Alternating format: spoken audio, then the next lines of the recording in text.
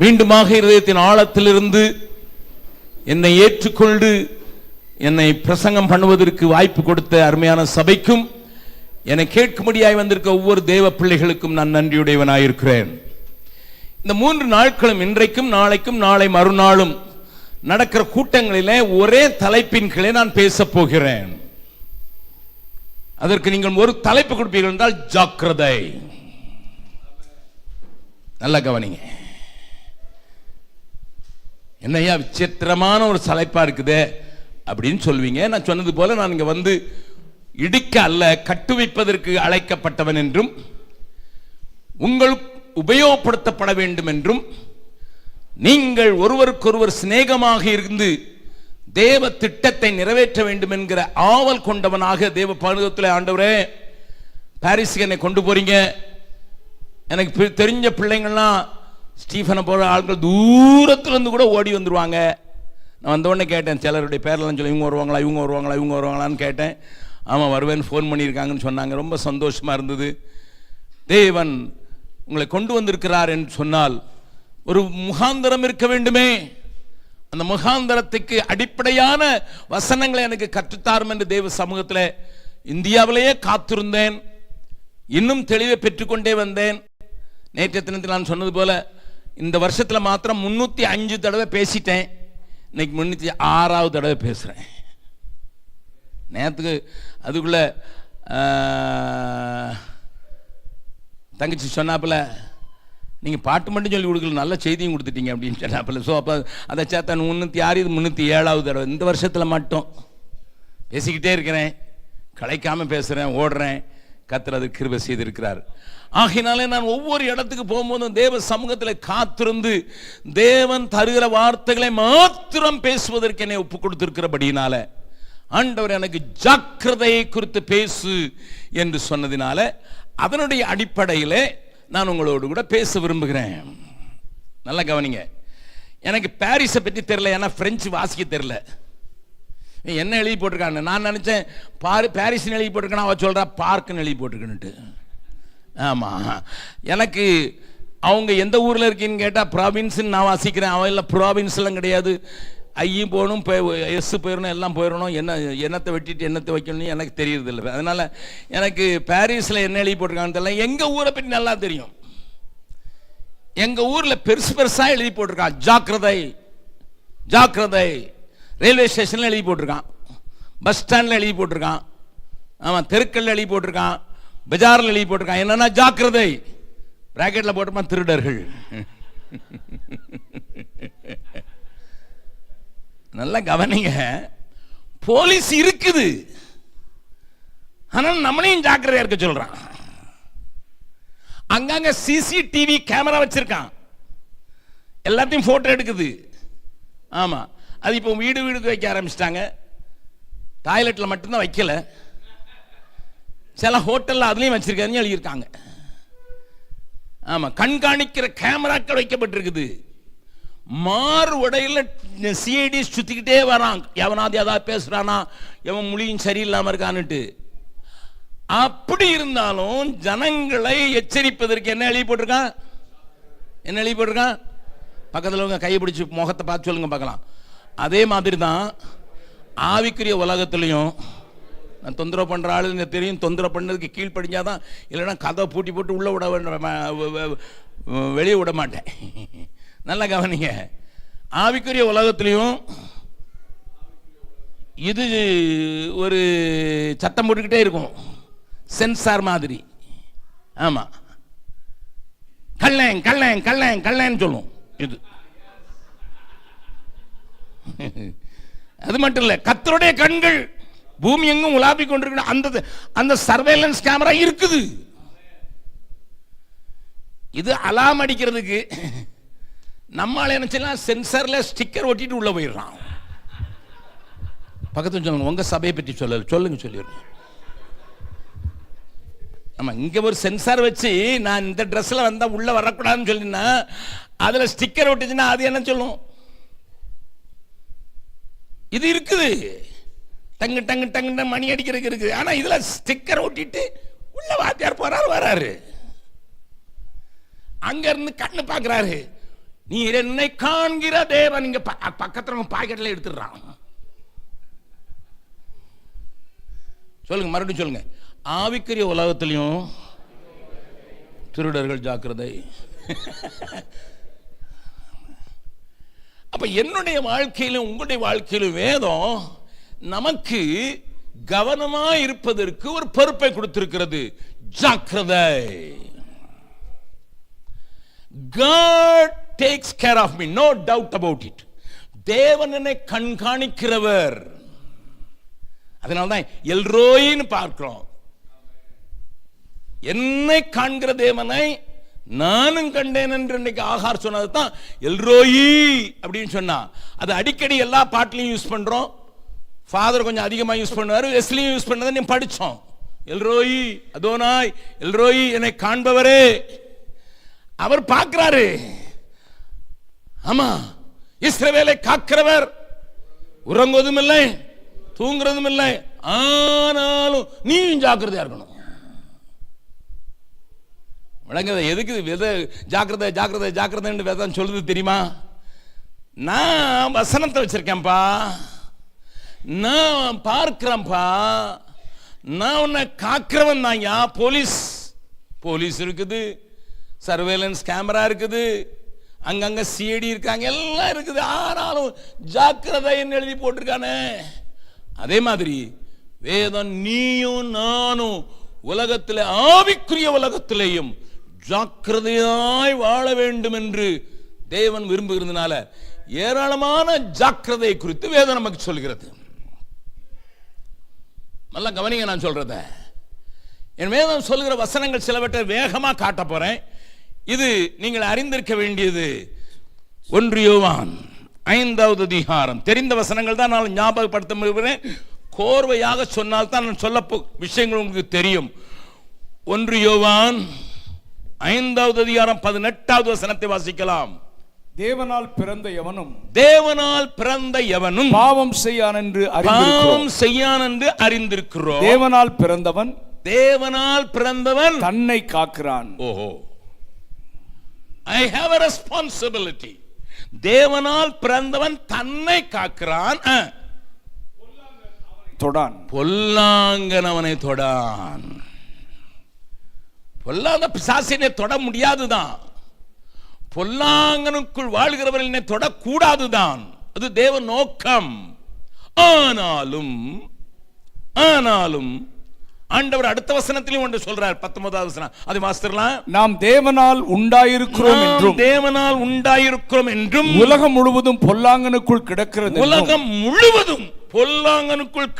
என்றும் அறிந்திருக்கிறோம். ஆகையினால பொல்லாங்கன் உன்னை தொடாதபடிக்கு நான் உன்னை காக்கிறேன். பொல்லாப்பு உனக்கு நேரிடாது என்று நான் உனக்கு வாக்கு கொடுத்திருக்கிறேன். தூதர்களுக்கு கட்டளையிட்டு இருக்கிறேன் உன்னை காக்கும்படி. இதெல்லாம் செய்திருந்தாலும் போலீஸ் வச்சிருக்கேன். ஆண்டவர் சொல்றாரு, போலீஸ் இருக்கிறான், தூதர்களுக்கு கட்டளையிடுவேன்.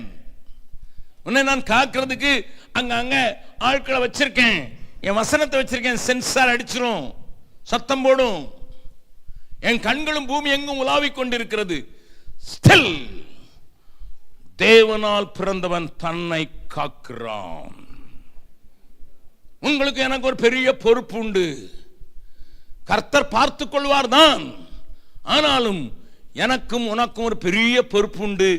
அது நான் ஜாக்கிரதையா இருக்க வேண்டும் என்று. நான் அந்த 3 நாட்களிலும் எதிலெல்லாம் நாம் ஜாக்கிரதையா இருக்க வேண்டும் என்பதை உங்களுக்கு சுட்டி காட்டி, இன்றைக்கு சபைகளில் நடக்கிற சீரழிவையும் நம்முடைய வாழ்க்கையில் நடக்கிற தாறுமாறுகளையும் காட்டி கொடுத்து அதிலிருந்து ஒரு விடுதலையை தேவன் உங்களுக்கு தரும்படியாக நான் வாஞ்சிப்பதற்கு ஒரு முக்கியமான காரணம், நீங்களும் நானும் முக்கியமாக இந்த 2ஆம் வருகைக்கு எதிர்நோக்கி இருக்கிற அநேக வசனங்களை படிக்கிறோம், பிரசங்கங்களை கேட்கிறோம், இயேசு வருகிறார் என்று சொல்லப்படுகிறது. ஆனால் ஒரு காரியத்தை மறந்துவிடக் கூடாது என்பதை நினைவில் வைப்பதற்காக அவருக்கு முன்பாக நிற்க பாத்திரர்களாயிருக்க வேண்டும். ஏன்னா வேதம் சொல்கிறதை வாசிக்கலாம். லூக்கா எழுதின சுவிசேஷம் 21வது அதிகாரம், லூக்கா எழுதின சுவிசேஷம் 21வது அதிகாரத்தில் இயேசு அழகான ஒரு வார்த்தை நமக்கு சொல்லிவிட்டு சென்றிருக்கிறார். அது நமக்கு தெரிந்திருந்தாலும் நான் வாசிக்கும்படியாய் கேட்கிறேன். 35வது 36வது வசனத்தை வாசிக்க போகிறோம். பூமி எங்கும் குடியிருக்கிற அனைவர் மேலும் அது ஒரு கண்ணியை போல வரும். அது கண்ணியை போல வரும். அதுங்க நிறைய எழுதிட்டு அது கண்ணியை போல வரும். ஆகையால் இனி சம்பவிக்க போகிற இவைகளுக்கு எல்லாம் நீங்கள் தப்பி மனுஷகுமாரனுக்கு முன்பாக நிற்க பாத்திரவான்களாக எண்ணப்படுவதற்கு. We know how to sing God you are worthy. நீர் பாத்திரர் என்று பாடுவதற்கு நமக்கு ஆனந்தமாக இருக்கிறது. நாம் துதிக்கிறோம், நல்லது. அதோடு கூட நின்று விடாதீர்கள். நான் அவருக்கு முன்னதாக நிற்பதற்கு பாத்திரவான்களாக எண்ணப்பட வேண்டிய அவசியம் உண்டு. என்னுடைய வாழ்க்கையில நான் 56 வருடங்கள் இளைப்படையாமல் தேவனுக்கு பணி செய்வதற்கு என்னை ஒட்டுக் கொடுத்திருக்கிறவன். என் மகனை கேட்டு பாருங்கள், என் உடன் ஊழியக்காரனை கேட்டு பாருங்கள். அவர்கள் எல்லாருக்கும் தெரியும், அண்ணன் மூச்சு விடுறதுக்கு நேரம் இல்லைனாலும் ஓடிக்கிட்டே இருக்கிறாரு. ஏன் ஐயா 77 வயசுலயும் அதே துடிப்பு, அதே பாரம், அதே காரியம் இருப்பதற்கு ஒரு காரணத்தை நான் சொல்லிக் கொடுக்க முடியும். அது என்ன? காலையில் எழுந்து நான் செய்கிற முதல் ஜெபத்தில் ஒன்று, உமக்கு முன்பாக நிற்பதற்கு நான் பாத்திரவானாக இருக்க வேண்டும். உமக்கும் எனக்கும் இடையில ஒன்று வந்துடக்கூடாது, ஆள் வந்துடக்கூடாது, பிரச்சனை வந்துடக்கூடாது, தேவை வந்துடக்கூடாது, வியாதி வந்துடக்கூடாது. ஏன்னா உம்மிட அன்பில் இருந்து பிரிக்க கூடாது ஆண்டவரே. அந்த அன்பை நான் ருசிக்க வேண்டும் என்பது என்னுடைய காலையில் எழுந்தவுடனே என்னுடைய செல்ஃப் எக்ஸாமினேஷன் பிளஸ் கமிட்மெண்ட். என்னை சோதித்து பார்க்கிறேன், அதற்கு என்னை ஒப்புக் கொடுக்கிறேன். ஆண்டவரே, உமக்கு முன்னதாக நிற்பதற்கு நான் தகுதி உடையவனாக இருக்க வேண்டும். என்னை குறித்து 1000 பேர் குற்றம் சாட்டினார்கள். Oh, never bother about it because I stand before him. அவருக்கு முன்னதாக நிற்பதற்கு, நான் என்னை தகுதியுடையவனாக மாற்றுவதற்கு அவருடைய கிருபையை சார்ந்திருக்கிறேன். நீங்களும் நானும் என்றைக்கோ ஆராதனைக்கு வரும்போது மாத்திரம்தான் தேவன் முன்னதாக நிற்பதற்கு தகுதியுடையவர்களாக மாறிவிடக்கூடாது. என்றைக்கு ராபோஜனம் அல்லது கம்யூனியன் எடுக்கிறீர்களோ, என்றைக்கு கர்த்தருடைய பந்தியில பங்கெடுக்கிற அன்னைக்கு குளிச்சு முழிச்சு வெள்ளை போட்டு வந்துட்டா போதுன்னு நினைக்கிறவர்கள் உண்டு. அதுவரைக்கும் எல்லா அட்டகாசம் பண்ணுவான். ஆமா, கம்யூனியன் எடுக்கும்போது ரொம்ப பயபக்தியா, இயேசுவே சிலுவையில செத்து போயிட்டீரே, கண்ணில் கண்ணீர் ஊட்டும். நல்லா கவனிங்க, அந்த வசனத்தை நல்லா பாருங்க.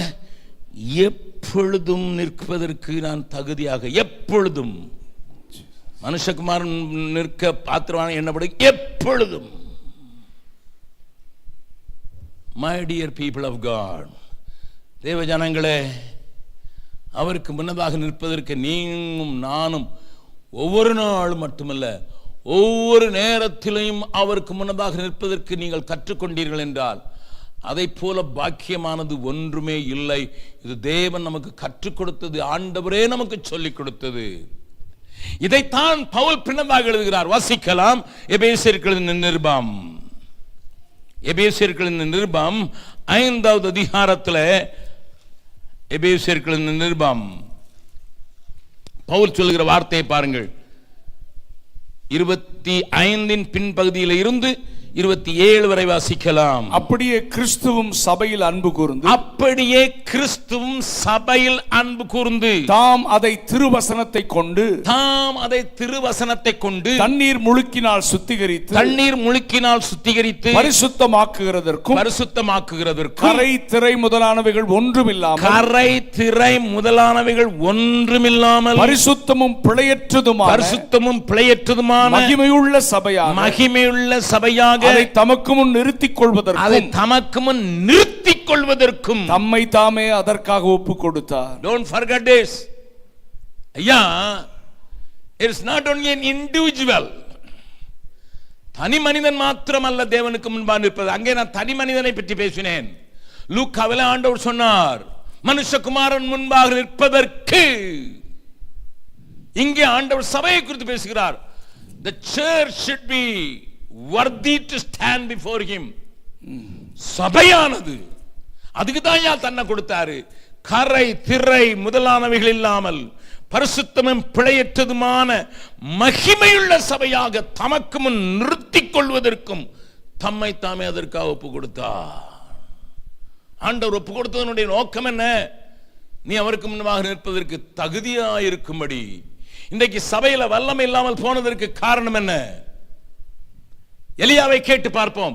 எலியாவே, நீர் பழைய ஏற்பாட்டு தீர்க்கதரிசி தானே, நீர் எங்களைப் போல அந்நிய பாஷை பேசவில்லையே, எங்களைப் போல உனக்கு அபிஷேகம் கிடைக்கட்டோ இருந்தோ தெரியாது, உமக்கு மேலதான் அபிஷேகம் இருந்தது, எங்களுக்கு உள்ளேயே ஆவியானவர் வாசம் பண்ணுகிறார் என்று வேதம் சொல்கிறது.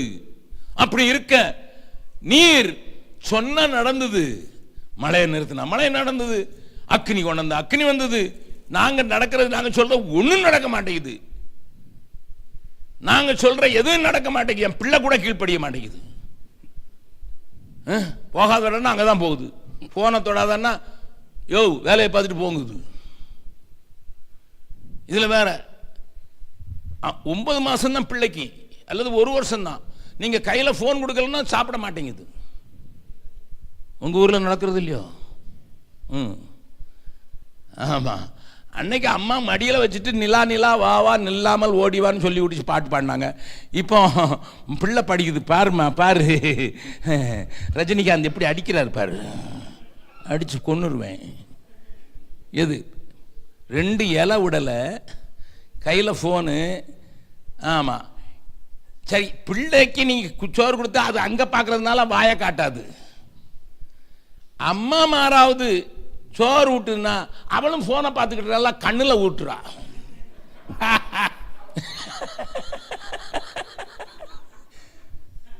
தாயை போல பிள்ளை, நூலை போல சேலை. உண்மைதானே? உண்மைதானே? உண்மைதானே? கர்த்தர் சபையை எதற்கு நிறுத்த விரும்புகிறார்? மகிமை உள்ள சபையாக. அழகான பாட்டு, எனக்கு வெஸ்லி எழுதின எல்லா பாட்டை காட்டிலும் எங்கள் மத்தியில் உலாவிடும் சொல்லிட்டு, அந்த மகிமையான தேவன் நம்ம மத்தியில் உலாவணும்னு சொல்ற அந்த மகிமையான பிரசன்னத்தை வாஞ்சிக்கிறது வெறும் ஆலயத்தில் மாத்திரமல்ல, சபை, முழு சபை. It's not an individual sir. ஆதி சபையை எடுத்து பாருங்க, 2 பேர் வந்தான், அனனியா சப்பீரான்ட்டு. ஆண்டவருடைய கிருபை எல்லாரும் மேலே இருக்குது, பரிபூர்ண கிருபை உண்டாயிருக்குது, எல்லாரும் பயங்கரமா இருக்காங்க, எழுப்புதல் அப்படி இருக்குது. இவன் 2 பேரும் வந்து ஒருத்தரோட ஒருத்தர் பேசிக்கிட்டாங்க. இன்னைக்கு நம்ம நாடகம் போட போறோம். வீட்டில் என்ன பேச்சு நடக்குது? இன்னைக்கு நம்ம போய் என்ன போட போறோம்? பக்கத்தில் உங்க சொல்லுங்க, உங்களை சொல்லல. இன்னைக்கு சபையில் வந்து நம்ம நடிக்க போறோம். அவன் அனன்யா சொல்றான், சப்பீரால அந்த மனுஷன் ரொம்ப பொல்லாத ஆளு, உள்ளுக்குள்ள என்ன இருக்குன்னு கண்டுபிடிச்சிட்டானா. அரே பேதுரு நமக்கு தெரியாதா? நீங்க போங்கத்தான் மச்சான், நீங்க போங்க, 2 பேரும் சேர்ந்து போனா தான் கண்டுபிடிச்சிருவான். ஏன்னா நீ திருன்னு என்னைய பார்ப்பேன், நான் உன்னைய பார்ப்பேன், அதனால தனித்தனியா போவோம். நீங்க கொண்டு காணிக்க செலுத்துங்க, நான் பின்னால போய் இவ்வளவு தான் வித்தன்று ஆமோதிக்க வர்றேன். வீட்டில் ஒத்திகை பார்த்துக்கலாமா? சரி ஒத்திகை பார்த்துலாம். நீ எவ்வளோ நேரம் கழிச்சு வரணும்?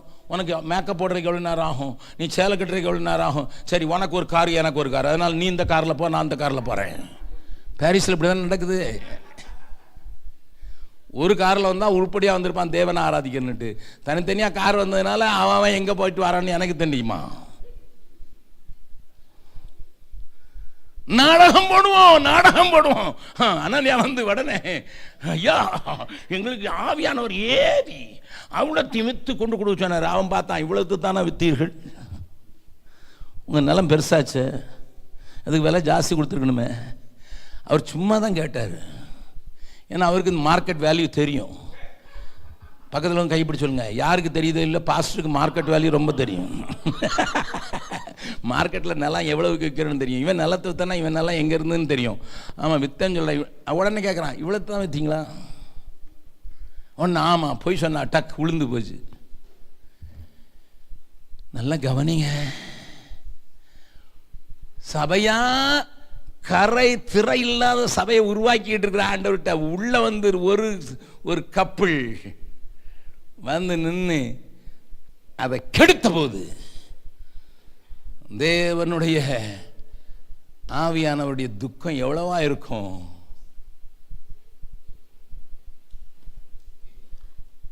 Check your search. நீ போகிற சபையை யோசித்து பார், நீ இருக்கிற இடத்தை யோசித்து பார். உன் கண்ணீர் அப்படி இருக்குமா? ஆண்டவரே நான் மட்டும் ரட்சிக்கப்பட்டா போதும்னு சொல்வியா? ஆபிரகாம் யோசித்தான். லோத்து ஆண்டவர்கிட்ட சொல்லிட்டு ஆண்டவர்கிட்ட சண்டை போடும் போது ஆபிரகாம் 50 பேர் இருந்தாலும் அழிப்பீரோ இல்லை, 45 பேர் இருந்தால் அழிப்பீரோ இல்லை, 40 பேர் இருந்தால் அழிப்பீரோ இல்லை, 30 பேர் இருந்தால் அழிப்பீரோ இல்லை, 20 பேர் இருந்தால் அழித்தா பேர் இல்லை இல்லை, 10 பேர் நிறுத்திட்டு அதுக்கு பிறகு நீக்கிட்டான். ஏன் இவ்வளோ வந்தவன் கொஞ்சம் கீழே இறங்கியிருக்கலாம். அவன் யோசித்தான். லோத்து அங்கே இருக்கிறான். லோத்து மனைவி 2 பிள்ளைங்க. அவன் சம்பந்தம் கண்டவங்களும் ஆண்டவருக்குள்ள தான் இருப்பாங்க. அந்தவங்களுக்கு தான் அந்த பிள்ளை கொடுத்துருவான். 10 2 மருமக்கமாருடைய அப்பா அம்மா எல்லாம் சேர்த்து எத்தனை கணக்கு வருது? 10 பேராது இருப்பான். ஆண்டவர் அப்படிதான் நிறுத்திட்டான் ஆபிரகாம். ஆனால் லோத்து நீ நீதிமான் தான், நான் தப்பிச்சா போதுன்னு நினைச்சதுனால தான் ஆண்டவர் அழிக்க நேரிட்டதே. Think about it.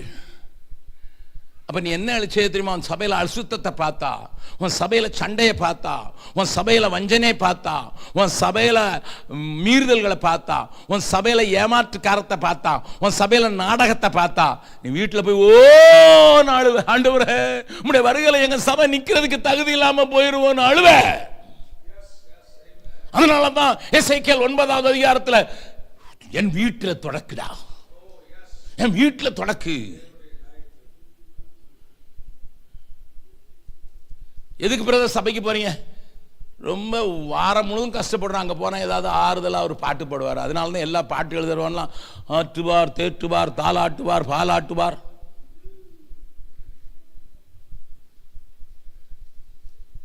நான் சபையில் வந்து இன்னும் ஒரு அடி வளர விரும்புகிறேன்னு சொல்லி வர்றவங்க எத்தனை பேர்? வேற வழி இல்லாமல் பாஸ்டருங்களும் நர்ஸ் மாதிரியே இருக்காங்க. போட்டிருக்குது டாக்டர் செய்கிறது நர்ஸ் வேலை. பட்டம் போட்டிருக்கான் doctor.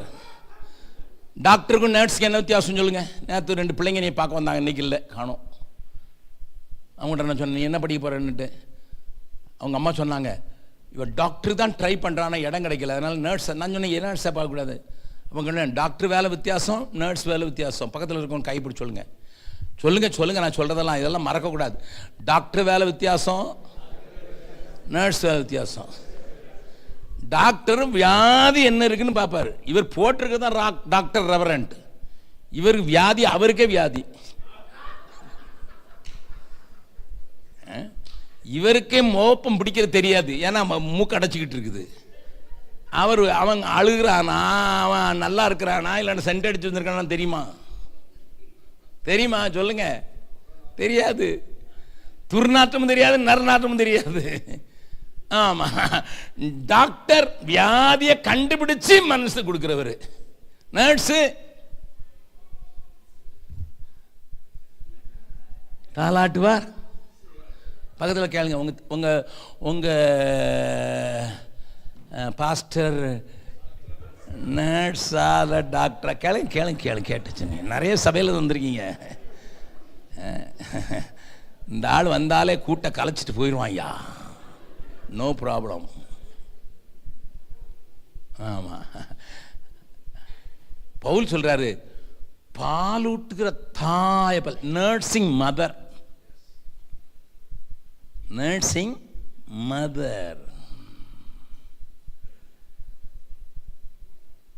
Pastor's duty is not nurse duty, nursing mother duty. Doctor பட்டம் போடாமலே டாக்டர் ஆகணும், இல்லைன்னா பாஸ்டராக இருக்கிறதுக்கு வராத. அடி வாங்கிடுவாங்கிட்ட. என்கிட்ட வந்து ஆர்டினேஷன் சொன்னீங்கன்னா நான் காலை ஒடிச்சு விட்டுறேன். ஏன்னா நீ உனக்கு வியாதியை கண்டுபிடிக்க முடியுமா? உன் சபையில் வர்றவனுக்கு வியாதியை கண்டுபிடிக்க தெரியுதா? நீ எல்லாருக்கும் ஒரே மருந்து ஊத்துறடா. அது என்ன டாக்டர்? வயிற்று வலிக்கு அதே மருந்து, தலைவலிக்கு அதே மருந்து, இடுப்பு வலிக்கு அதே மருந்து, கால் வலிக்கு எல்லாருக்கும் சிவப்பு கலர் ஊத்து. அவரு டாக்டர்னு வேற போட்டுக்கிட்டார். ஏதாவது டாக்டர் அப்படின்னா போர்டை கழட்டி விட்டுருவான். இல்லை, நல்ல கவனிங்க, நல்ல கவனிங்க. சபையாக தேவனுக்கு முன்பாக நிற்பதற்கு, சபையே நிற்பதற்கு. அப்போ சபைங்கிறதுல எல்லா சபை இருக்கு. பிரான்ஸ்ல எத்தனை சபை இருக்குன்னு கேட்டேன். ஒருத்தர் சொன்னாங்க 70. அவர் சொன்னார் 70 ஏன் மீதி இருக்காது எங்க கொண்டு விடுறதுன்னு இன்னொருத்தர் பக்கத்தில் சொல்றாரு. பாரிஸ்ல சரி 70ன்னே வச்சுக்கிடுவோம். 70 சபைகளுக்கும் அத்தனை சபைக்கும் அவர் ரத்தம் சிந்தினார், அத்தனை சபைக்கும் தன்னை தந்தார், அத்தனை சபையும் தண்ணீர் முழுக்கினால் சுத்திகரிக்கப்பட்டார்.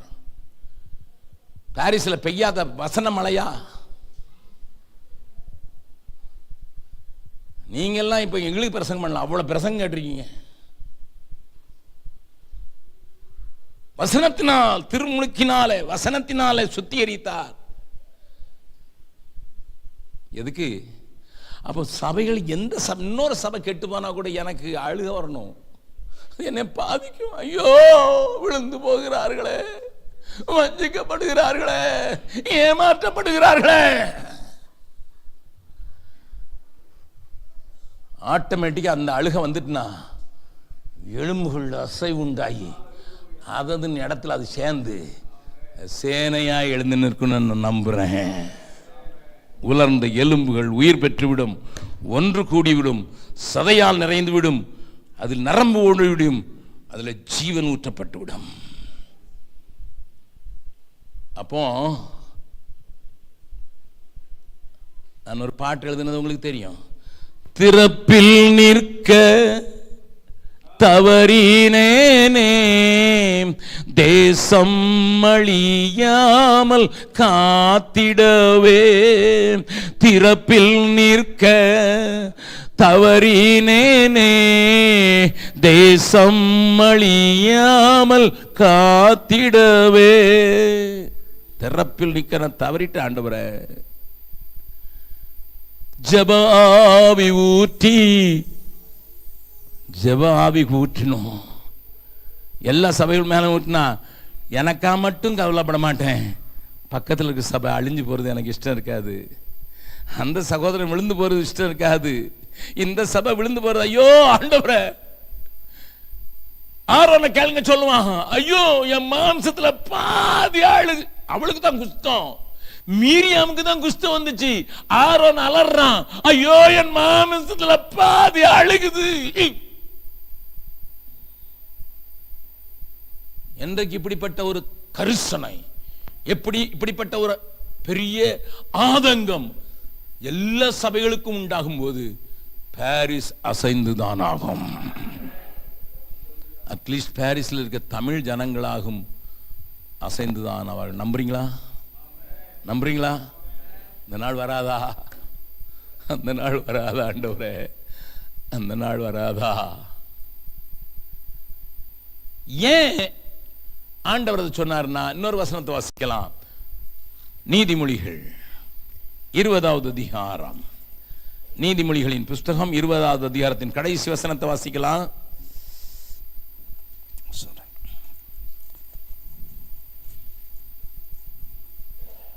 சாரி,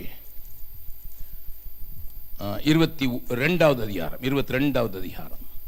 தன் வேலையில் ஜாக்கிரதையாய் இருக்கிறவனை நீ கண்டால், ஜாக்கிரதையாய் இருக்கிறவனை நீ கண்டால், அவன் நீசருக்கு முன்பாக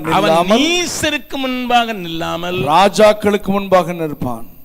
பக்கத்தில் உங்க கையை பிடிச்சு சொல்லுங்க, நீங்க ராஜாவாகிய இயேசுனால நிற்கணும்னா ஜாக்கிரதையா இருக்கணும்.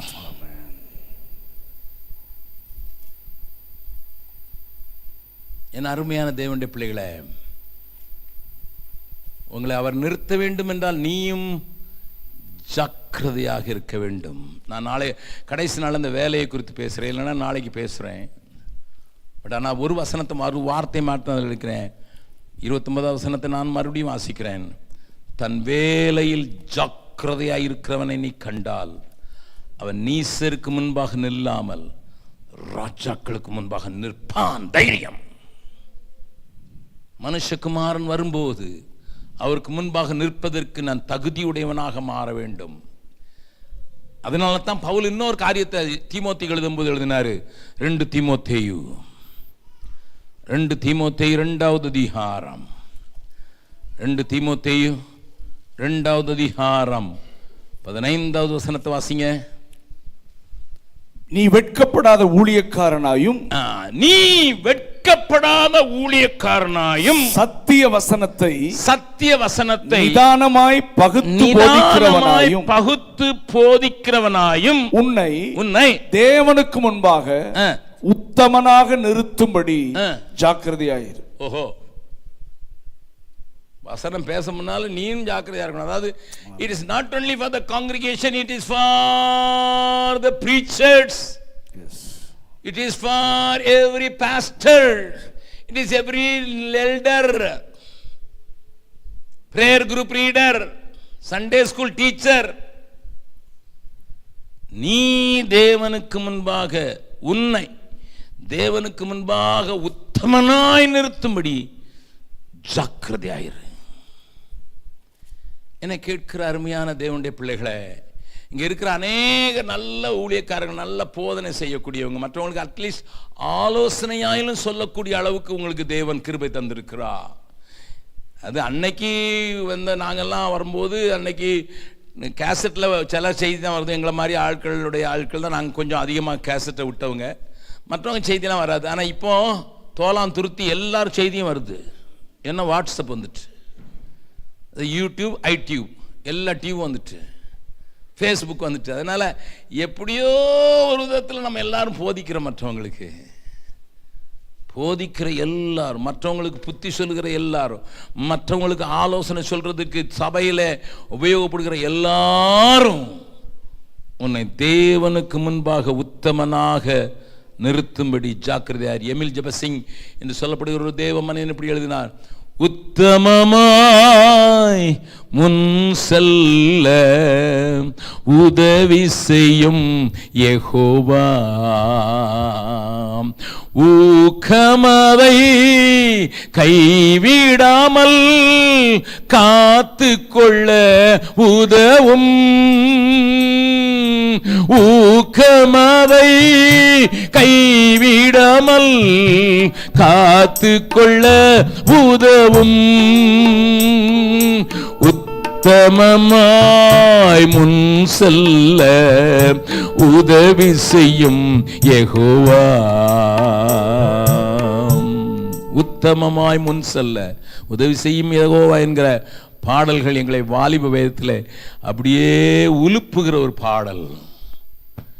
ஒரு கன்னிகையோடு நாங்கள் தவறான எண்ணங்களில் பார்க்க முடியாதபடி என்னெல்லாம் காத்து கொண்டதற்கு அந்த பாடல் எனக்கு எத்தனை உதவி என்று நான் அறிவேன்.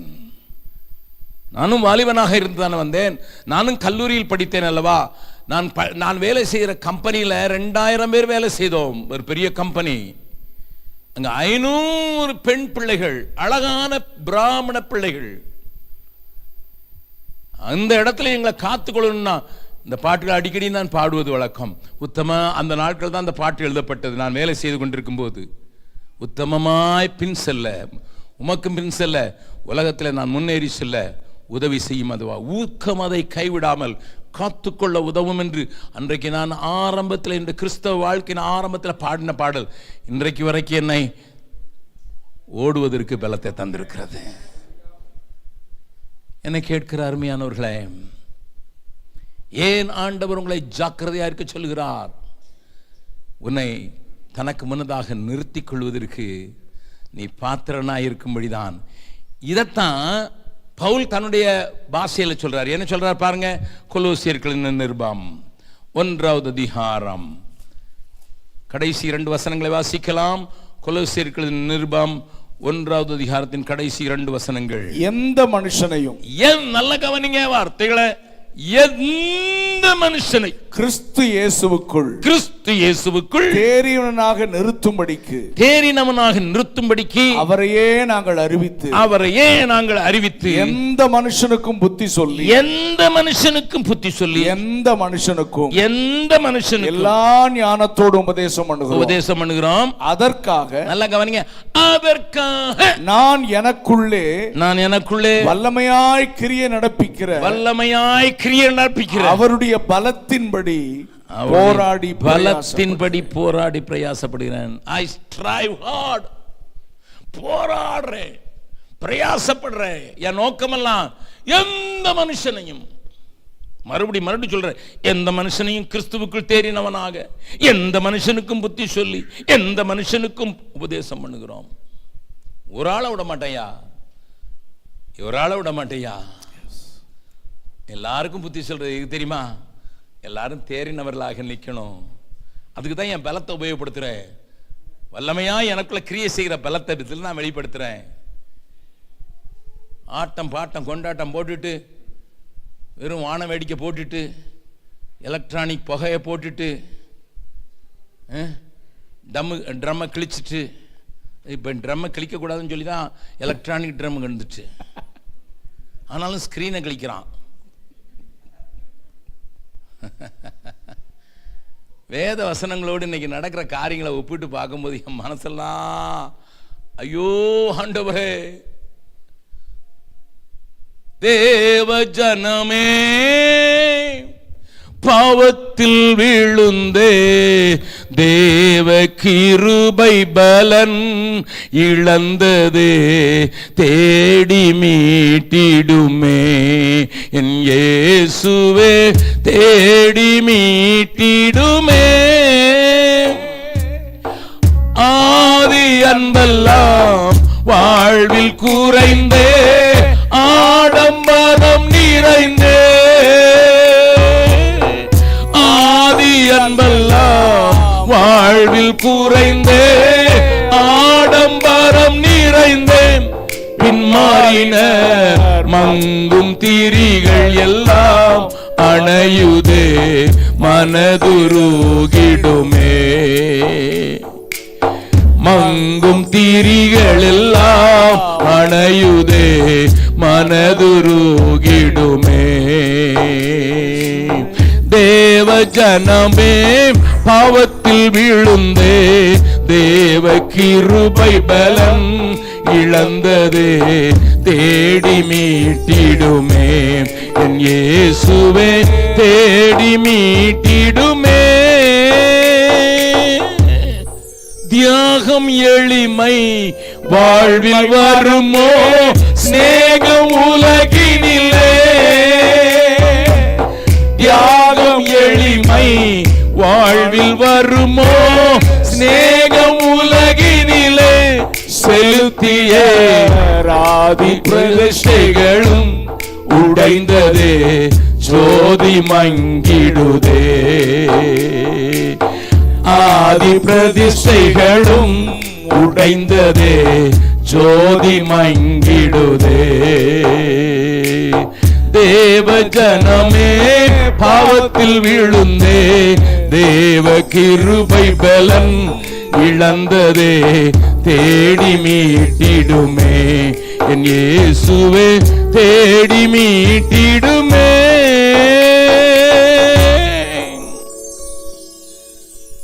சாந்தனன்ட்ட கேட்டு, அண்ணே என்ன தலைப்பில் கூட்டம் நடத்தினா, அர்ப்பண நற்செய்தி கூட்டங்கள். எதுக்கு தெரியுமா?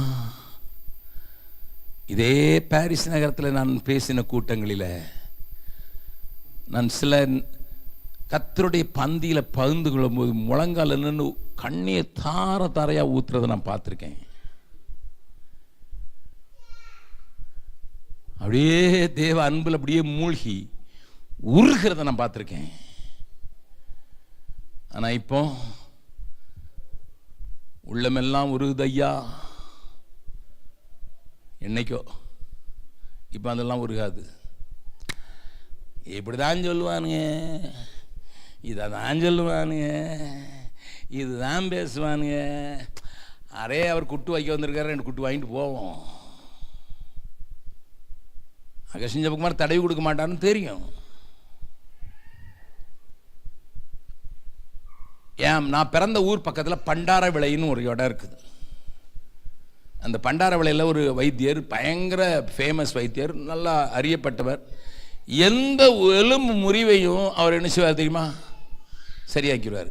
ஆமாம், எலும்பு முறிஞ்சு கை ஒடிஞ்சு போச்சு, கால் ஒடிஞ்சு போச்சுன்னா அவர் கரெக்டாக வச்சுருவார்.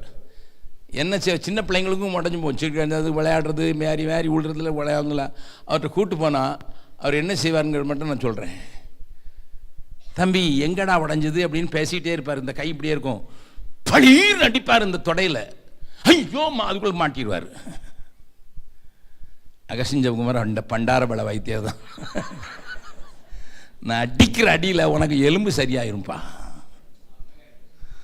இந்த வலியை நீ பார்க்க முடியாது இல்லைன்னா, அதுக்கு தான் கொஞ்சம் நேரம் அடிக்கிறதுக்கு மாதிரி ஒரு பளீர்னு கொடுக்குற, தவறுக்காக அல்ல, திருத்துவதற்காகவே. எப்படியாயிலும் எந்த மனிதனும் கிறிஸ்து இயேசுக்குள் தேறினவனாக, எந்த மனுஷியும் கிறிஸ்து இயேசுக்குள் தேறினவர்களாக அவரையே நான் அறிவித்து எல்லா மனுஷருக்கும் புத்தி சொல்லி எல்லா மனுஷருக்கும் சகல ஞானத்தோடு உபதேசம் பண்ணுவதற்கு ஒரே ஒரு காரணம், போராடி எனக்குள்ளே வேலை செய்கிற அந்த வல்லமையை உங்களோடு கூட பகிர்ந்து மனம் விட்டு பேசுறதுக்கு, என் குடும்பத்தாரை போல பேசுறதுக்கு ஆண்டவர் உதவி செய்திருக்கிறார். என்னை நீங்கள் தவறாக புரிந்து கொண்டாலும் பரவாயில்ல, ஏன்னா நான் உங்களுடையது அல்ல, உங்களையே நாடி வரேன். உங்களுடையது அல்ல, உங்களையே நாடுகிறேன். கர்த்தர் உங்களோடு கூட பேசுவாராக. இப்போ நான் சொல்லிட்டேன், இது பவுல்னுட்டு. ஒரு பாஸ்டர் எப்படி இருப்பாருங்கிறதை காட்டி கொடுத்துறேன். அவருடைய வேலை, பிரதானமான வேலை என்னென்ன அதை கொஞ்சம் காட்டி கொடுத்துறேன். ஏன்னா கொஞ்சம் பேர் தான் பாஸ்டர் இருக்கிறீங்க, ஆனால் எல்லாரும் உள்ளே பாஸ்டர் தான், வெளியே போடலை, அவ்வளோதான். சான்ஸ் கிடச்சி 4 பேர் நம்ம பின்னால் வரதுன்னா பாஸ்டர் போட்டுற வேண்டியதானே. அது சர்டிஃபிகேட் கொடுக்குறவங்க ஆட்கள் நிறையா இருக்காங்க. அதனால பாஸ்டர் காலிங் இருக்குதா இல்லையாங்கிறத பற்றி நான் பேச போல. ஆனால் ஒரு பாஸ்டர் உங்களை நடத்துகிறவர்கள் எப்படி இருக்கிறதுன்னு உங்களுக்கு தெரியணும். நீங்கள் அவங்க கையில் தான் இருக்கணும். நல்லா கவனிங்க, அப்போ தான் உங்களை நடத்த முடியும். உங்களை தேறினவனாக நிறுத்தணும், உங்களை கரைதிரை இல்லாமல் நிறுத்தணும், அவருக்கு முன்னால் நிறுத்தணும்னா அவருக்கு என்ன வேலைன்னுட்டு வேகமாக சில வசனங்களை காட்டி கொடுத்துறேன். வாசிக்கலாம். 1 தீமோத்தேயு 4:13. 1 தீமோத்தேயு 4வது அதிகாரம் 13வது வசனம். நான் வருமளவும் வாசிக்கிறதிலும் புத்தி சொல்லுகிறதிலும் உபதேசிக்கிறதிலும் ஜாக்கிரதையாயிரு. இது யாருக்கு எழுதினது? தீமோத்தேயுக்கு எழுதுறாரு. தீமோத்தேயு, நான் நீ எபேசியர் சரியா இருக்கணும்னு விட்டு இருந்திருக்கப்பா, நீ வாசி, நீ பைபிள் ஒழுங்கா வாசி. ஆமாமா, சில பாஸ்டருங்க கூகுளில் பார்த்தே பிரசங்கம் பண்ற பாஸ்டருங்க ஏராளம் இருக்கிறாங்க, நமக்கு தெரியும். ஆமா, என் செய்தியை ஒரு பாஸ்டர் கேட்க கூடாதுன்னு சபையில் திட்டமான அறிவிப்பு. அப்பதான் சபையில் இருக்கவங்களுக்குலாம் கொஞ்சம், அண்ணன் உங்க செய்தியை கேட்கவே கூடாதுன்னுட்டு. ஆனா அதுல ஒரு தங்கச்சி மட்டும் திருட்டுத்தனமா என் கூட்டத்துக்கு வந்து உட்கார்ந்துருப்பா. அதுக்கு பிறகுதான் அவளுக்கு தெரிஞ்சது, இந்த ஆள் என் சீடியை கேட்டுட்டு பிரசங்கம் பண்றான். அதனால வந்தானா அந்த காரியம் தெரிஞ்சிருமேங்கிறதுக்காக யாரும் போகக்கூடாது, அகஸ்டின் ஜெபக்குமார் மட்டும் யாரும் போகக்கூடாது. ஆனால் நான் மட்டும் கேட்டு உங்களுக்கு அதே தான் வாமிட் பண்ணுவேன். அவரா வாசித்து அவரா ஒன்றும் செய்யறதில்ல. நல்லா கவனிங்க, புஸ்தகங்களை ரெஃபர் பண்றது தப்பு இல்லை, மற்றவங்களுடைய பிரசங்கங்களை கேட்கறது தப்பு இல்லை. ஆனால் உன் ஆட்டுக்கு என்ன புல்லு போடணும்னு பாஸ்டர்களுக்கு தெரிஞ்சிருக்கணுமா வேண்டாமா? ஆமாம், இந்த ஆட்டுக்கு நான் தான் மேய்ப்பேன், நான் தான் இரவும் பகலும் இதை கண்காணிக்கிறதுக்கு வைக்கப்பட்டிருக்கேன், இரவும் பகலும் கண்ணீர் ஒடிக்கிறதுக்கு நான் தான் வைக்கப்பட்டிருக்கேன். கர்த்தருடைய சமூகத்தில் இந்த வார்த்தை இந்த வாரம் உனக்கு கர்த்தர் சொல்றான்னு சொல்ற தெரியாத பாஸ்டர்கள் பின்னால போயிடாத. He will definitely lead you to eternal destruction. உன்னை அழிவுக்கு நேராக கொண்டு போயிடுவான். தேவ சமூகத்தில் காத்து கடந்து என் சபைக்கு என்ன செய்தி சொல்லணும்னு ஆண்டவர் சொல்றாருன்னு சொல்லி ஆண்டவரிடத்திலிருந்து வசனத்தை பெற்றுக்கொள்கிறவன் வர்றவன் உன்னை வளர்ப்பான், உன் குறைகளை சுட்டி காட்டுவான், உனக்கு சும்மா பாலிஷ் போட்டுலாம் இருக்க மாட்டான். ஆண்டவர் என்ன சொல்ற உன்னை ஒருவேளை தேற்ற சொன்னான்னு தேற்றுவான், ஆற்ற சொன்னான்னா ஆற்றுவான், கண்டிக்க சொன்னான்னா கண்டிப்பான். தீமோத்தேயுவே கவனம் அறிவு. 2வது இன்னொரு வசனம் வாசிக்கலாம். 3வது அதிகாரம் 2வது வசனம்.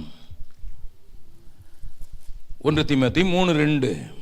ஆகையால் கண்காணியானவன் குற்றம் சாட்டப்படாதவனும் ஒரே மனைவியுடைய புருஷனும் ஜாக்கிரதை உள்ளவனும். நல்ல கவனிங்க, ஜாக்கிரதை உள்ளவன், ரொம்ப ஜாக்கிரதையா இருப்பான். தெளிந்த புத்தி உள்ளவனும் யோக்கியதை உள்ளவனும் அந்நியரை உபசரிக்கிறவனும் போதக சமர்த்தனமாய் இருக்க வேண்டும். நிறைய குவாலிஃபிகேஷன் போட்டிருக்கு. அவன் ஜாக்கிரதையா இருப்பான், தன்னுடைய வாழ்க்கையை குறித்து ரொம்ப ஜாக்கிரதையா இருப்பான். ஏனோ தானோன்னு வாழ மாட்டான், ஏனோ தானோன்னு பேச மாட்டான்.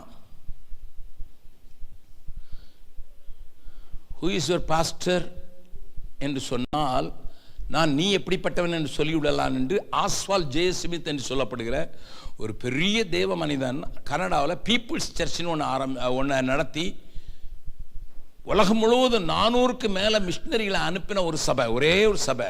400 மிஷினரிகள் மேலே கனடாலேருந்து அனுப்புறதுனா, ஒரு மிஷினரி அனுப்புறதுனா சாதாரணமானதில்லை. அந்த மிஷினரி தரிசனம் கொண்ட ஒரு சபையை பீப்புள்ஸ் சர்ச்னு டொராண்டோவில் இருக்குது, போனால் விசிட் பண்ணுங்க, ஆங்கிலத்தில் நடக்கும்.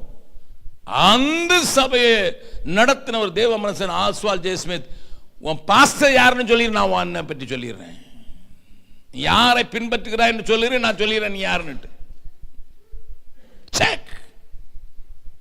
Check sir, who is your pastor? அடுத்தார் போல 2 தீமோத்தேயு ஜாக்கிரதையா இருந்தான்னு சொல்ற வார்த்தைகளை காட்டி கொடுக்கிறேன். 2 தீமோத்தேயு 2வது அதிகாரம் 15வது வசனம்.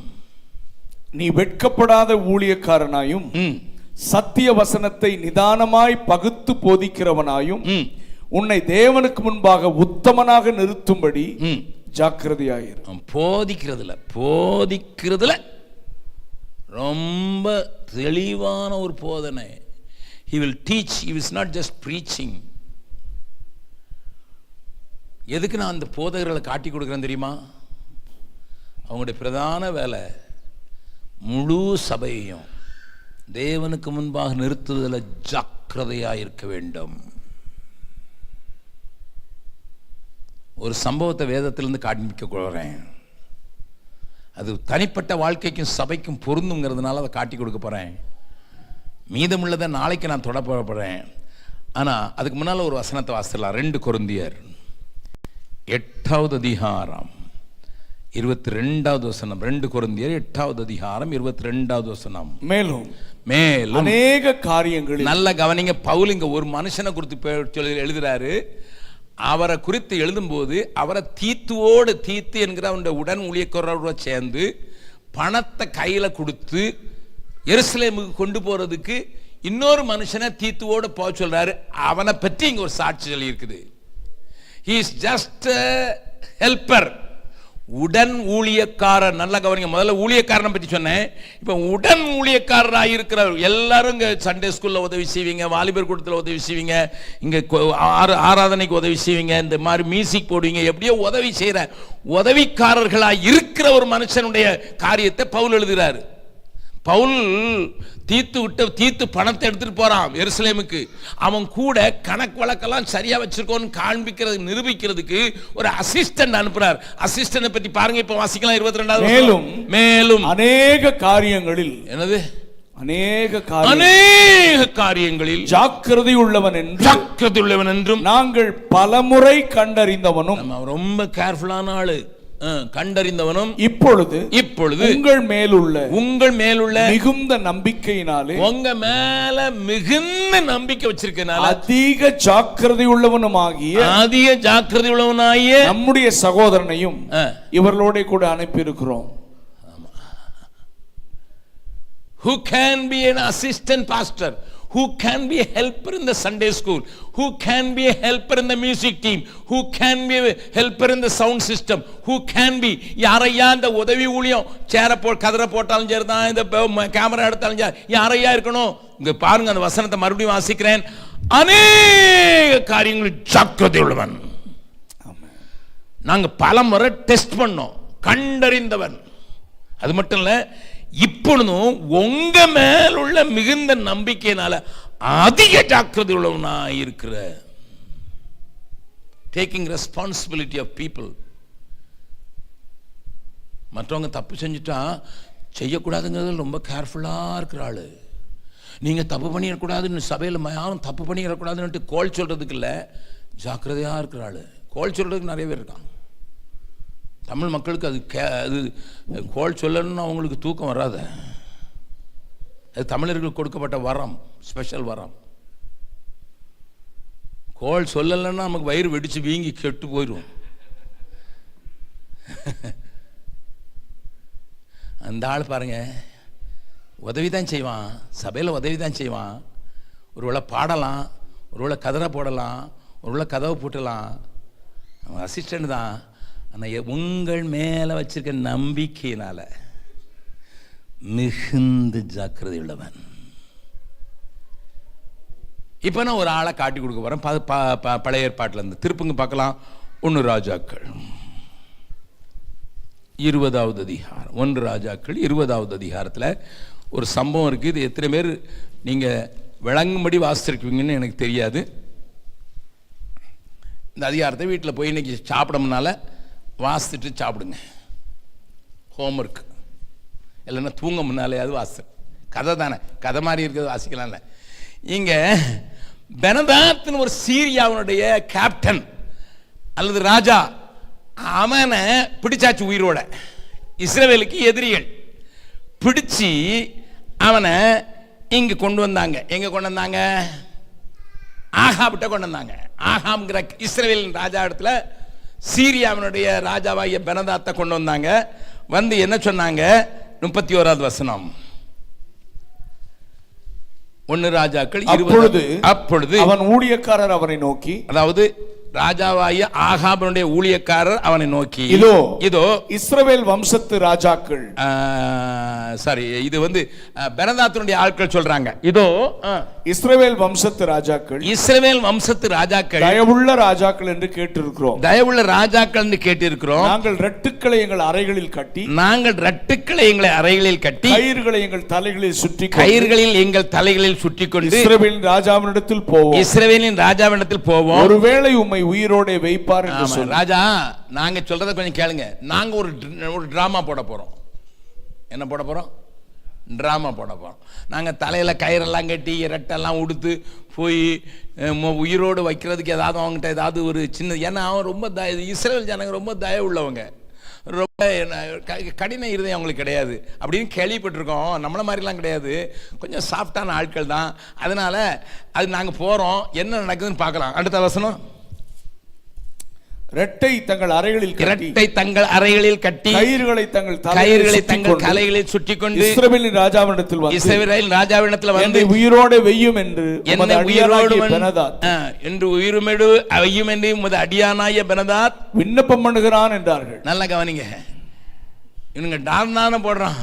உம்முடைய அடியான் சண்டைக்கு வந்தான், கொல்ல வந்தான். இப்ப சொல்றான் அடியான், பிடிபட்டான்.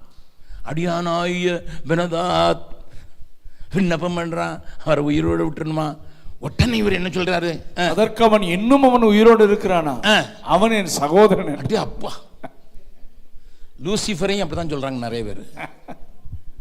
பக்கத்தில் உங்க கையை பிடிச்சுங்க, நீங்களும் லூசிஃபர் அப்படித்தானே சொல்றீங்க. என் ஃப்ரெண்டு, கொஞ்சம் சாஃப்டா டீல் பண்ணுங்க பிரதர், சாஃப்டா டீல் பண்ணுங்க. லூசிஃபர் என்ன சாஃப்டா டீல் பண்ணும்?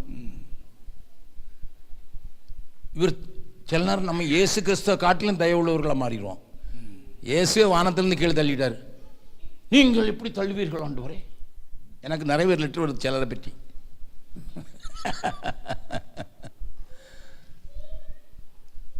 உடனே அவன் உயிரோடு இருக்கான், என் பிரதர்.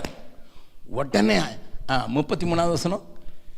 அந்த மனுஷன் நன்றாய் கவனித்து அந்த மனுஷன் நன்றாய் கவனித்து அவன் வாயின் சொல்லை உடனே அவன் பிடித்து சாயின் சொல்ல உடனே பிடித்து உமது சகோதரனாகிய பெனாதாத் இருக்கிறான் என்றார்கள்.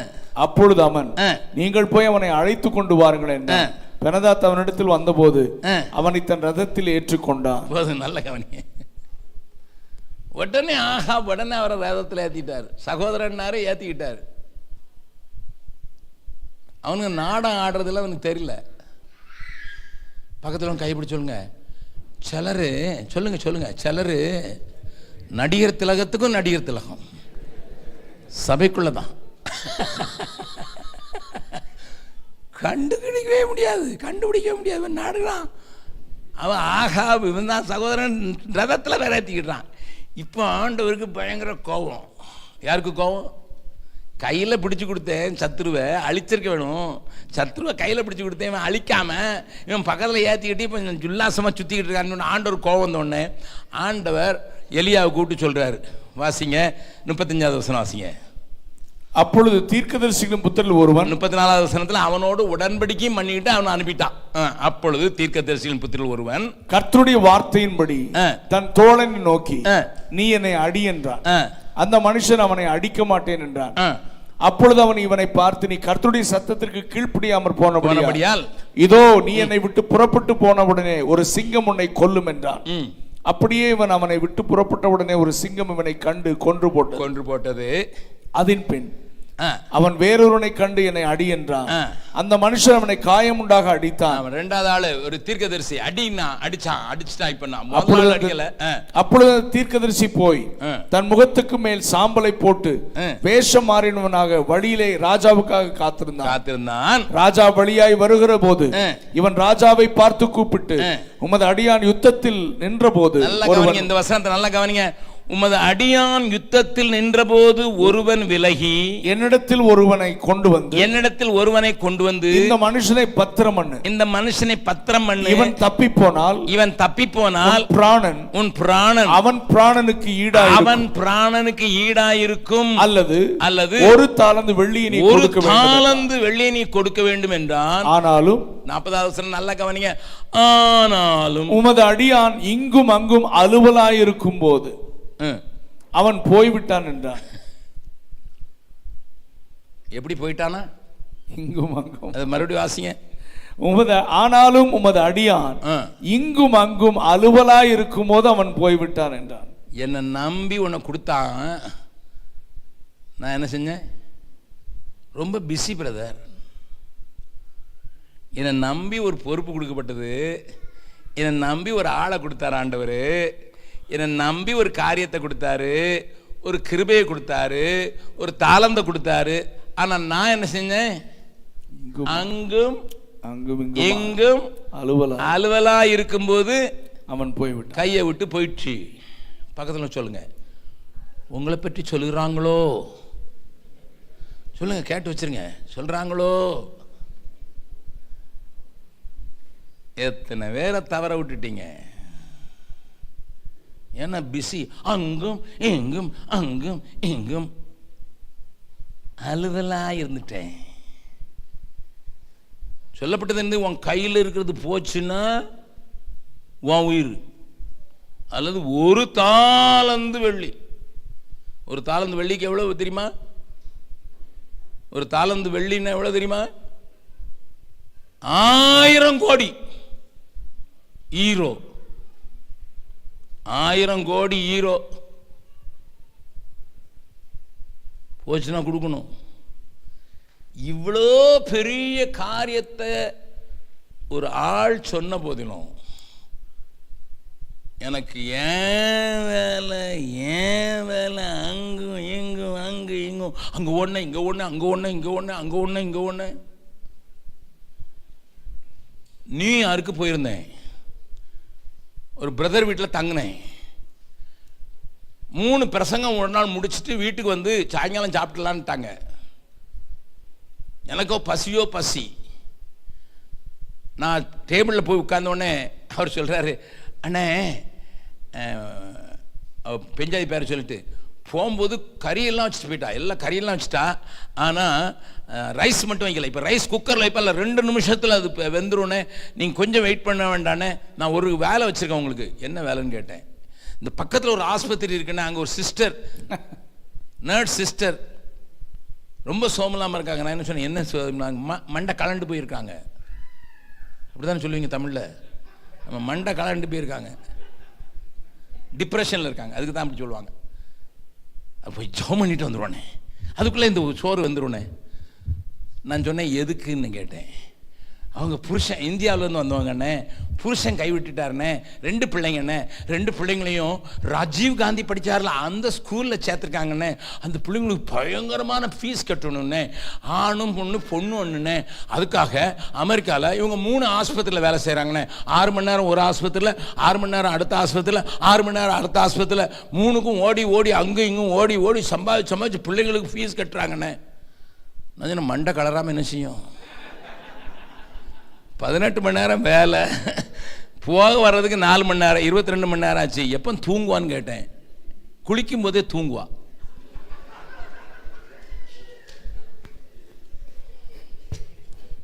நான் கேட்டேன், ராஜீவ் காந்தி படித்த பள்ளிக்கூடத்தில் படித்தா தான் பிள்ளை, நாங்கள்லாம் சாதாரண ஸ்கூலில் படித்து மேலே வரலையா? பக்கத்தில் கையை பிடிச்சோங்க, தேவையில்லாத சிலுவை எதுக்கு தூக்கி போட்டிருக்க சொல்லுங்க, கேளுங்க. நம்ம தேவையில்லாத சிலுவை. அவன் பக்கத்தில் இருக்க எனக்கு பிந்தி தான் வந்தான், அவனுக்கு விசாவை கிடைக்கும்னாலே வீடு வாங்கிட்டான். நானும் ஏதாவது வாங்கணும்னு சொல்லிட்டு வாங்கிட்டு பேங்குக்கு லோன்னு நாய் மாதிரி ஓடுறேன்.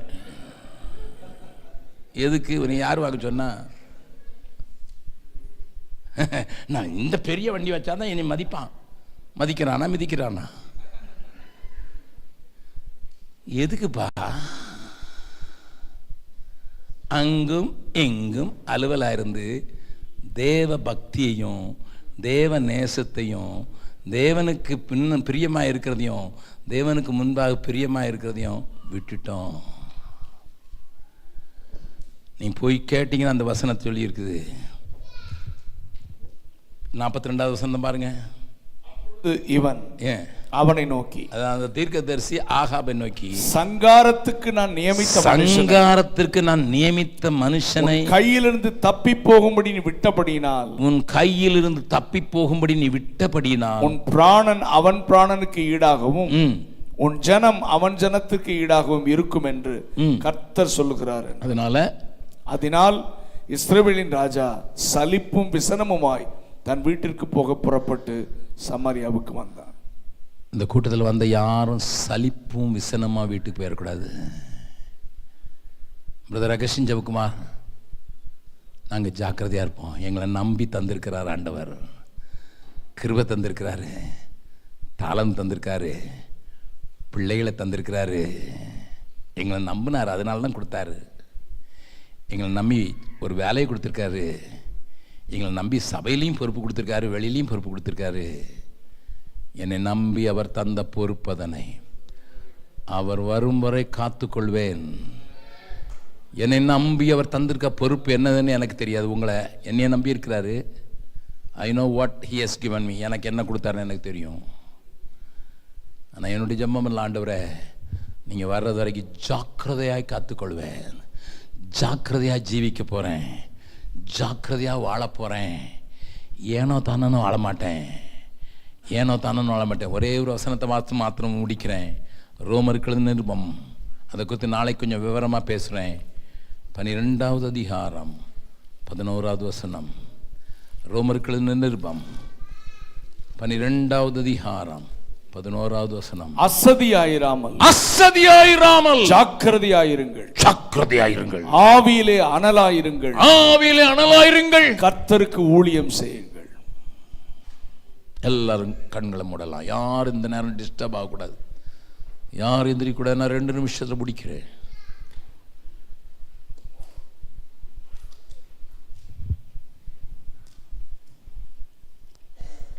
எவ்வளவு ஜாக்கிரதையாக இருக்கிற, எல்லா காரியத்திலும் ஜாக்கிரதையாக இருக்கிற ஒரு சகோதரன் என்று உன்னை சொல்ல முடியுமா? அநேக காரியங்களில் ஜாக்கிரதையாக இருக்கிற சகோதரி என்று உன்னை சொல்ல முடியுமா? உங்கள் மேல் வைத்திருக்கிற நம்பிக்கையின் நிமித்தம் உங்கள் மேல் வைத்திருக்கிற நம்பிக்கை நிமித்தம் மிகுந்த ஜாக்கிரதை உள்ள ஒரு சகோதரன். உன்னை சொல்ல முடியுமா? அப்படி சொல்ல முடியுமா? அப்படி சொல்ல முடியுமா? ஆண்டவரே, எவ்வளவு ஜாக்கிரதையாய் வாழ வேண்டிய காலம். மனுஷகுமாரனுக்கு முன்பாக நிற்பதற்கு நான் ஜாக்கிரதையாய் வாழ வேண்டுமே. எத்தனை கவலையினமாய் வாழ்கிறேன், எத்தனை அசட்டையாய் வாழ்கிறேன், எத்தனை அசதியாய் வாழ்கிறேன். என்னை நம்பியவர் தந்த பொறுப்பதனை அவர் வரும் வரை காத்துக்கொள்வேன். எங்களை ஞாபகப்படுத்தினதுக்காக நன்றி. எங்களை கரம் பிடித்த ஆண்டவரை நாங்கள் ஏமாத்திர மாட்டோம். கர்த்தர் எங்களை நம்பி சில காரியங்களை கொடுத்தார், பொறுப்புகளை கொடுத்தாரு, நேரத்தை தந்தாரு, வாய்ப்புகளை தந்தாரு, சந்தர்ப்பங்களை தந்தார். எல்லாத்தையும் நழுவ விட்டு நிற்கிறோம். ஏன்னா ஜாக்கிரதையா இல்லை. அங்கும் இங்கும் அலுவலாயிருந்த போது போய்விட்டது. தேவையில்லாத காரியங்களை சிக்கி கொண்டோம். தேவையுள்ள காரியங்களுக்கு கவனம் செலுத்தல. அங்கும் எங்கும் அலுவலாயிருந்தோம். அங்கும் இங்கும் அதிக காரியங்களை குறித்து கர்சனை கொண்டோம். அங்கும் இங்கும் காரியங்களை தேடினோம். நாங்கள் காக்கப்படும். எங்களுக்காக ஜெபம் பண்ணுங்கன்னு சொல்றவங்க மாத்திரம், அதிக ஜாக்கிரதையாக நம்ம வாழ்றதுக்கு எங்களை ஒப்பு கொடுக்குறோன்னு சொல்றவங்க மாத்திரம், இழந்து போனது போகட்டும். யாரும் கண்களை திறந்து பார்க்க வேண்டாம். பிரதர் அகஸ்டின் ஜெபகுமார், எனக்கு விளங்கிட்டு நான் ஜாக்கிரதை இல்லாமல் அஜாக்கிரதையாக இருந்துட்டேன். போலீஸ்காரங்க இருக்கிறாங்கன்னு நினச்சிட்டேன், சர்வேலன்ஸ் கேமரா இருக்குன்னு நினச்சிட்டேன், என் பொறுப்பை விட்டுட்டேன். என்னை நம்பி தந்திருக்கிற அநேக காரியங்களை இழந்து நிற்கிறேன். I need the touch of God. தெய்வ தொடுதல் எனக்கு வேணும்னு சொல்கிறவங்க அப்படியே இருக்கிற இடத்துல தைரியமாக எழுந்து நில்லுங்கள். உங்களுக்காக நான் செபிக்க விரும்புகிறேன். மற்றவங்களை குறித்து நீங்கள் யோசிக்க வேண்டாம். God is speaking to you. ஊழியக்காரனாக இருந்தாலும் கூட நீ இழந்திருக்கிற காரியங்கள் உண்டு. உன்னுடைய அசதியினால, உன்னுடைய அசட்டையினால அதிக ஜாக்கிரதையாய், மிகுந்த ஜாக்கிரதையுள்ள உள்ள உதவி ஊழியக்காரனாக இல்லாமல் ஜனங்கள் மேலே நம்பிக்கை வைக்க முடியாதனால இவனால வச்சு மேட்ச் ஒரு பிரயோஜனம் இல்லை. இவங்களை ஆண்டவர் எனக்கு கொடுத்தாருங்கிற அந்த நம்பிக்கையை மண் இழந்து நிற்கிறேன்.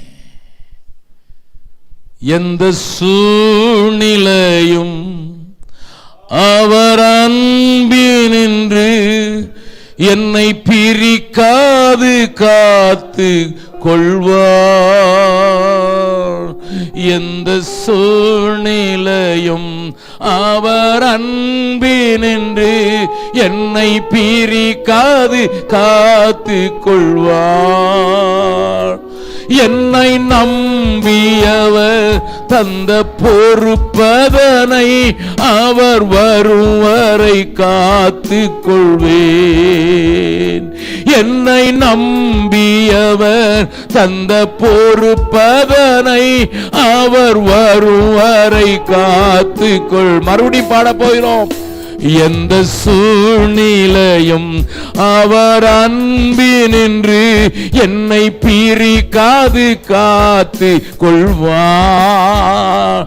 எந்த சூழ்நிலையும் அவர் அன்பினின்று என்னை பிரிக்காது காத்து கொள்வார்.